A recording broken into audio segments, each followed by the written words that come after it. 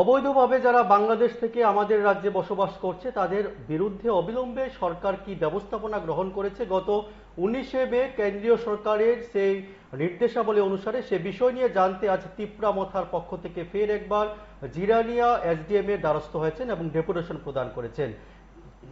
যারা রয়েছেন তিপ্রামথার নেতৃত্ব তারা বারবার জানবার চেষ্টা করছেন যে কেন্দ্রীয় সরকারের নির্দেশ অনুসারে যারা অবৈধভাবে দেশের বিভিন্ন রাজ্যে বসবাস করছে তাদের স্বভূমিতে ফেরানোর কি উদ্যোগ গ্রহণ করা হচ্ছে সরকারের পক্ষ থেকে। এ বিষয় নিয়েই রাজ্যের বিভিন্নভাবে তারা ধারাবাহিকভাবে একের পর এক মহকুমাগুলোতে ডেপুটেশন প্রদান করছেন। এরই অঙ্গ হিসেবে আজ জিরানিয়া এসডিএম এর দ্বারস্থ হয়েছেন তিপ্রামথার দলের পক্ষ থেকে।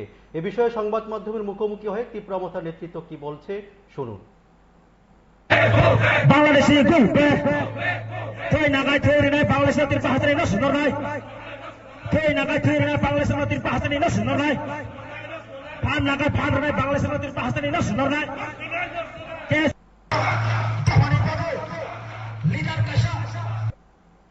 যে ইলিগেলি ভাবে যারা আমাদের ভারতবর্ষে যারা অনুপ্রবেশকারীদেরকে চিহ্নিত করে তাদেরকে ডিটেক্ট এবং ডিপোর্ট করা বা পুশব্যাক করার জন্য যে একটা চিঠি পাঠানো হয়েছে, সেটা কি কি উদ্যোগ নেওয়া হয়েছে এবং কি উদ্যোগ নেবে আগামী দিনে, তার জন্য তিপ্রামথার উদ্যোগে আমরা আজকে এখানে একত্রিত ভাবে আমরা গণ ডেপুটেশন আমরা দিচ্ছি আমাদের মাননীয় এসডি সাহেবকে, আমাদের চিফ মিনিস্টারের কাছে থ্রুতে আমরা পাঠাচ্ছি।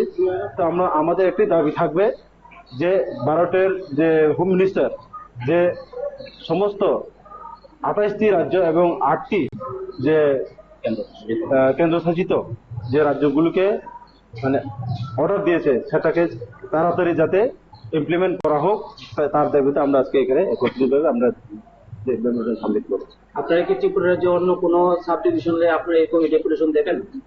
না, হ্যাঁ, আমরা অলরেডি অনেকটি জায়গাতে অনেকটি সাব ডিভিশন আমরা দেওয়া হয়ে গেছে।